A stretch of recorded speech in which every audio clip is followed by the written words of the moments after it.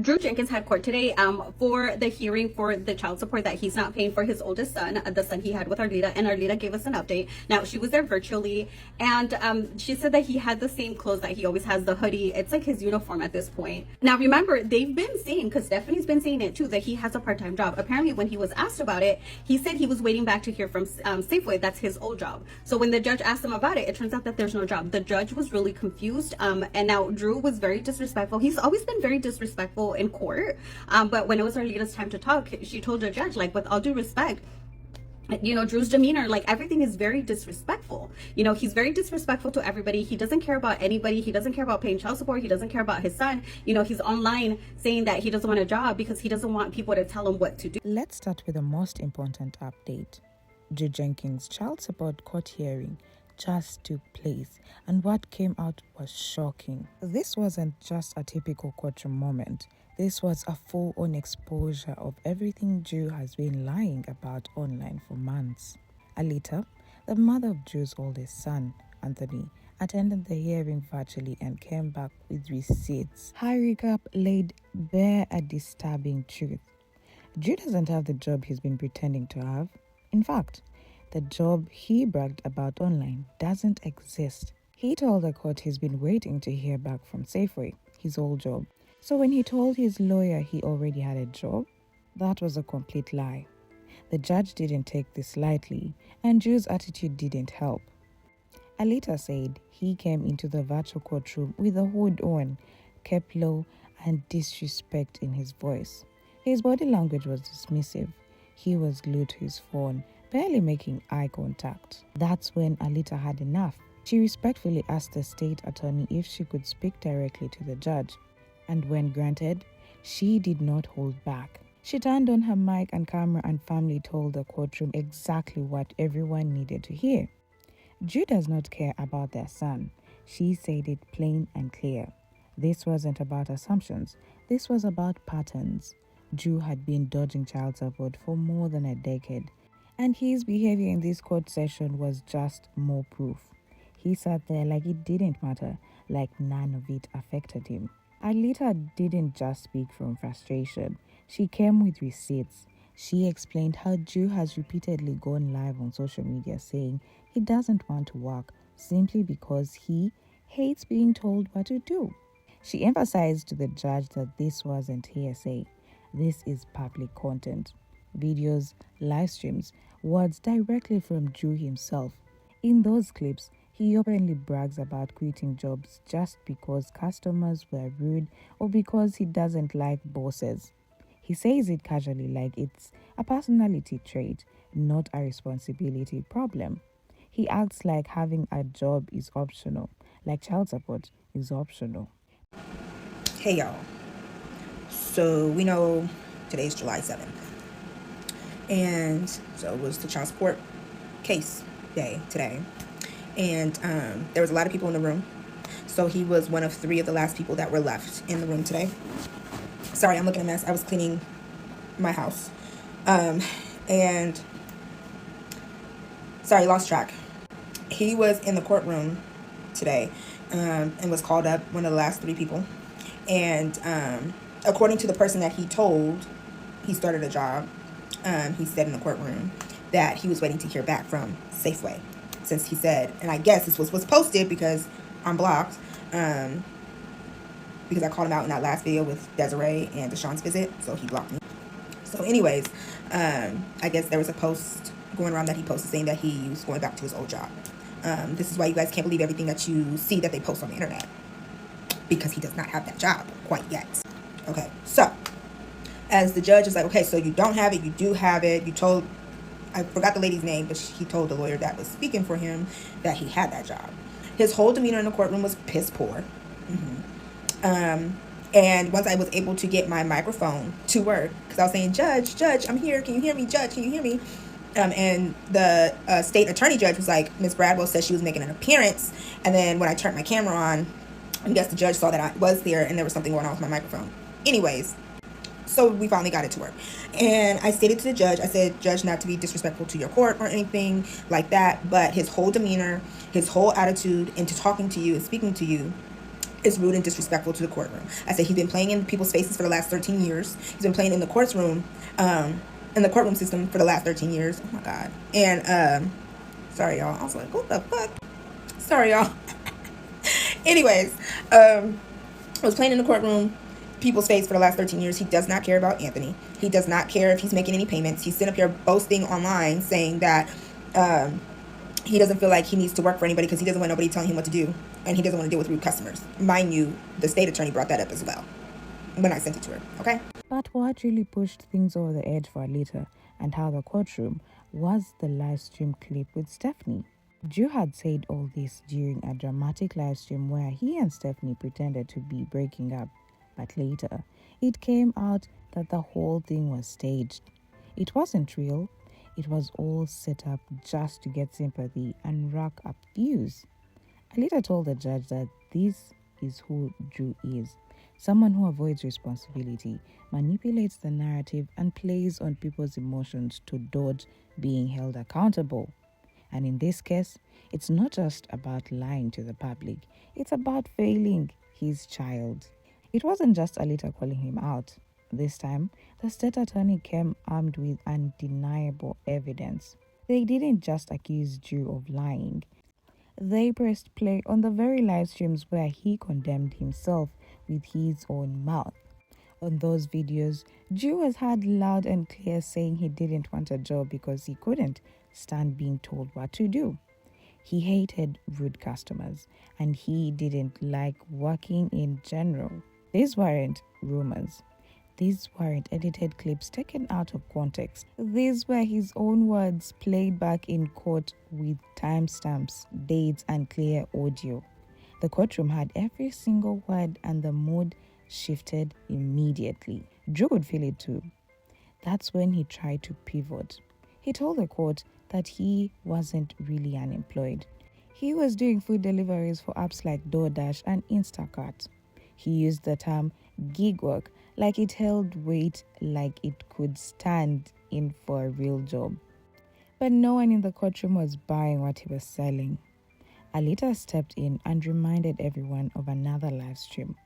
One where Drew boasted with pride that in just 4 hours of delivering, he made more than most people working full-time for 8 hours. And the way he said it? Like it was a flex, like he was better than those with steady jobs, like skipping out on real responsibility or some kind of achievement. All of it. Next court date will be August 4th.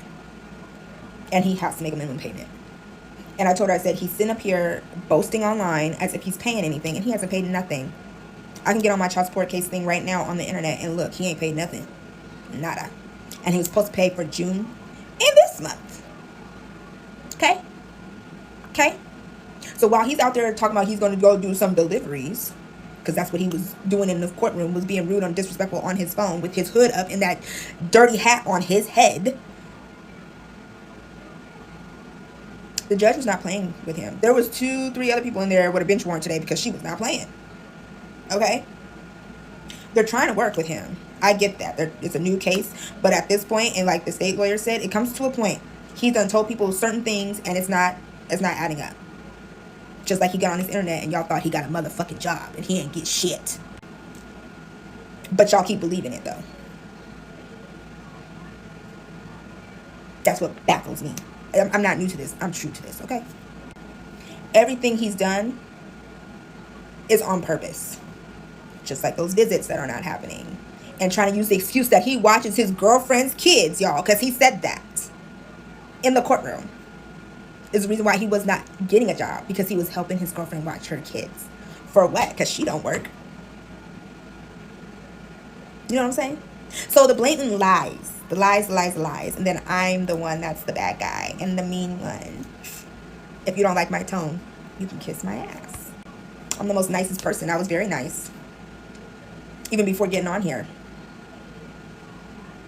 Telling y'all who I was. Because, you know, the internet investigators would have found out anyway. So I came out here and spoke for myself. Because nobody's going to put a narrative on me, on my life, and what's going on. But the judge and the attorney weren't impressed.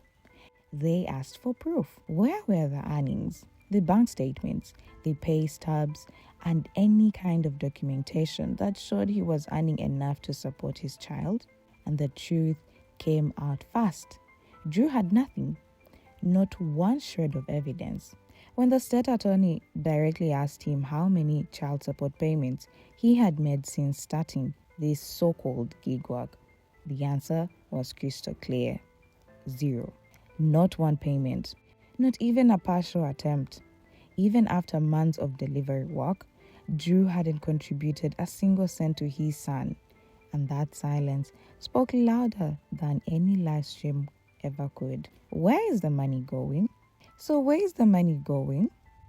That was the question hanging heavy in the air. Everyone in the courtroom wanted to know. Drew stood there with no sense of urgency or shame and shifted that Stephanie, his girlfriend, pays for everything. She covers the rent, buys the groceries, handles the bills, and even takes care of his personal needs. She's the one holding everything together financially. So naturally, the question followed. If Stephanie is paying for everything, what exactly is Drew doing with the money he makes from his delivery jobs? Where is it going? Because it definitely isn't going toward child support. When asked, Drew had no answer, not a single one. No documentation, no receipts, no bank transfers, no record of child support payments, nothing. He didn't even bother to make up a story. He just stood there, silent, dodging eye contact, fumbling with words that never came. It wasn't just awkward, it was telling. This was the same pattern Drew had followed for years, avoiding the hard questions, dodging responsibility, and hope no one holds him accountable. The judge had had enough. She didn't need another excuse or more vague promises. She was done. She warned Drew then and there. He has till August 1st to make at least a minimum required child support payment. If he doesn't, his driver's license, just recently renewed, will be suspended again. No more chances, no more leniency. But that wasn't the only consequence. The judge took it a step further. She placed Drew on a formal probation for 2 years.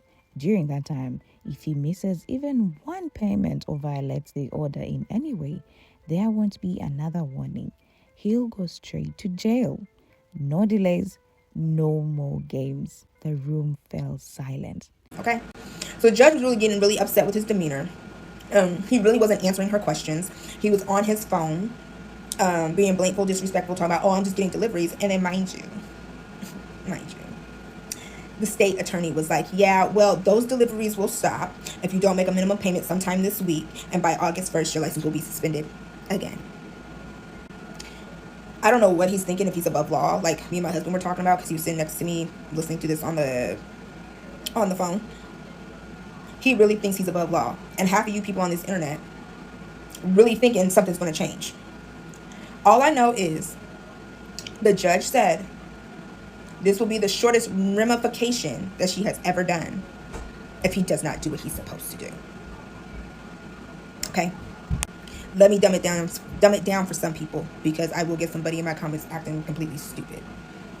What that means is he will go on probation possibly for 2 years, right? Which means they're really monitoring him. Really, really monitoring him, right? If he does not make those payments, jail time. Don't get up in my comments arguing with me. I was in the courtroom. Were you? You weren't. Absolutely not. The judge agreed with me on everything. His demeanor, the way he's carried himself, the way he addressed her when she first called him up. All of it.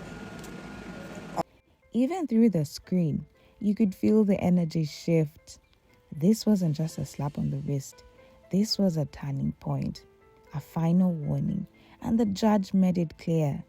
This was Drew's last chance to step up before facing serious legal consequences. The judge is done playing.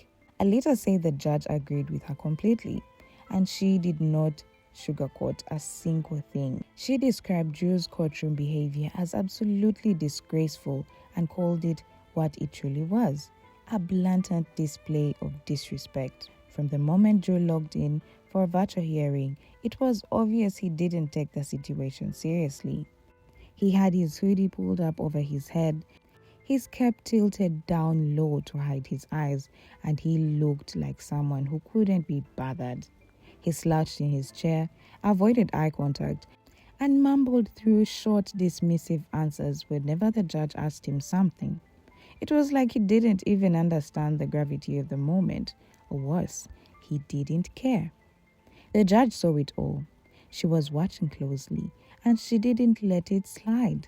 She addressed Drew directly, clearly irritated. She told him, firmly and without hesitation, "Do not come back to this courtroom with your phone on. Do not show up again wearing a hoodie and a cap." If he expected to be treated like an adult, he had to start acting like one. That meant showing up with basic respect, not just for the court, but for himself and the people affected by his actions. And truthfully, Drew was treated exactly the way someone should be when they carry themselves like they are above accountability. That's been his pattern, not just in court, but in his life. He walks around acting like the rules don't apply to him, like he's immune to consequences. But this time, the judge wasn't playing. She looked past the lazy posture and excuses and called out exactly what she saw. Someone who's used to performing, not participating.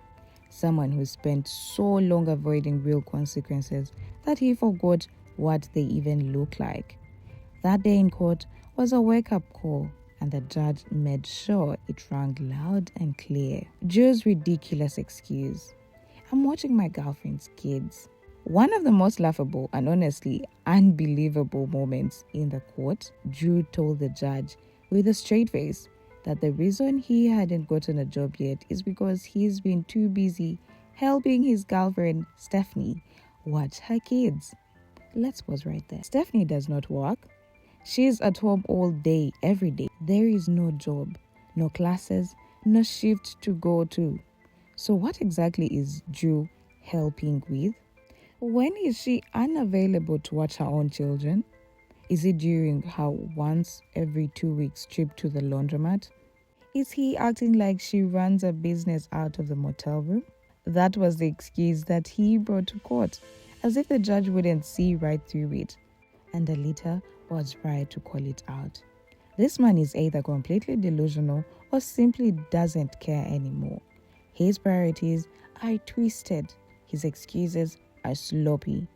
And worst of all, he believes the courtroom is as gullible as his TikTok audience. Everything about this screamed performance, not accountability, not growth. Just another social media stunt dressed up as an excuse in front of the judge. The truth about his so-called efforts. Recently, Drew made a bold post saying his job application had been accepted.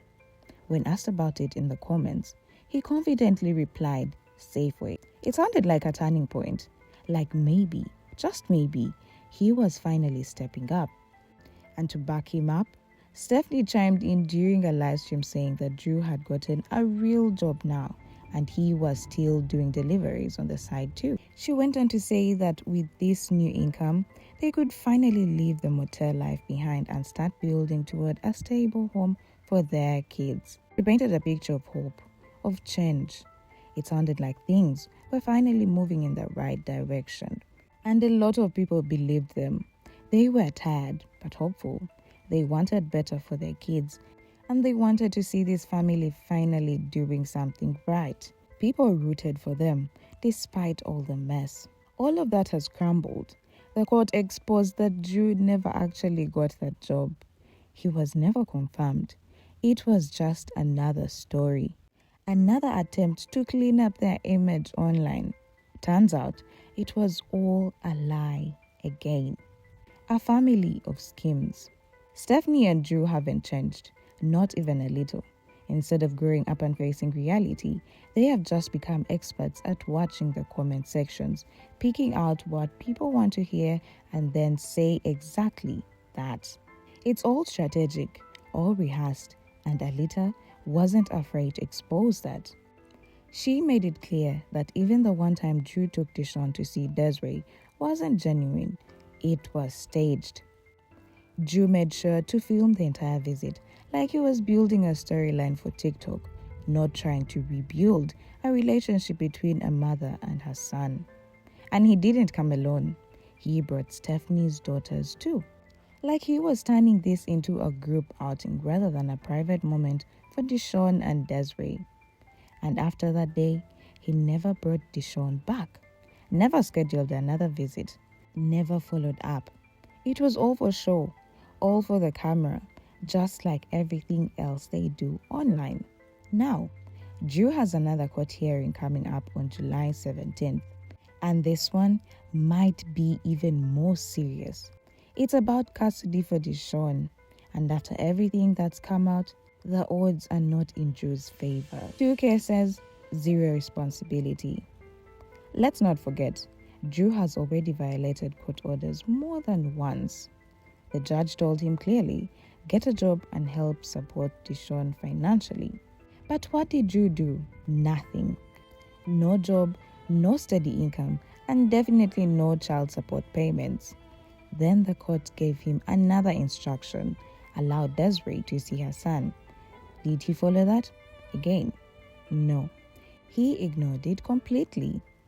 And when he finally did allow a visit, it wasn't done with care or respect.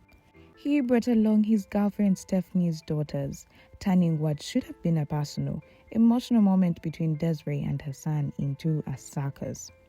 It wasn't a reunion, it was a spectacle. Just like everything else Drew does, it was curated for the camera. If Alita is right, and this entire act was done for fake progress and gain sympathy online, then Drew is headed toward major legal trouble. The court has had enough. They have already stated clearly that Desiree is the one following the rules, showing up and providing a stable life. Drew? He's been completely doing the bare minimum, if that.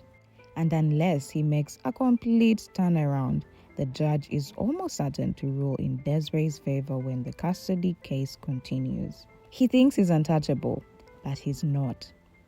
2 cases, 2 children, and Drew keeps ignoring the court orders like he's somehow untouchable. Like the rules don't apply to him. He's been told what to do, when to do it, and why it matters, but he keeps brushing it off like it's a joke. At this point, it's not a matter of if Drew faces consequences, it's a matter of when. The clock is ticking. Will it catch up to him on August 1st, when he fails to make his first child support payment and has his license suspended again? Or will it be July 17th when the court sees right through his empty promises and rules in favor of Desiree, proving once and for all that he cannot provide a safe or stable life for Deshaun? Either way, the window is closing. Drew's time to fake it is officially running out, and this time, the consequences won't just be digital drama. They'll be real, and they will be permanent. The kids deserve better. This story isn't just about Drew's lies or his court drama. It's about the children, the innocent ones who didn't ask for any of this. Kids like Anthony and Deshaun, who are being raised in instability, dragged into legal battles, and used as props in their parents' online performances. Kids who don't have a say but are affected the most. Kids who need more than just a roof over their heads. They need peace. They need safety. They need parents who do more than talk. They need real action. Right now, Drew Jenkins is still playing games. He's still pretending, still making excuses. But the court isn't laughing. The system has reached its limit with him. And if he doesn't get serious, if he doesn't make real changes soon, he's not just going to lose public sympathy, he's going to lose custody. He's going to lose his freedom. Let us know in the comments what you think. Is Drew truly this careless? Or are he and Stephanie playing one big game of pretend, hoping no one notices? Either way, one thing is clear. The truth is no longer hiding. It's here. And it's not going away.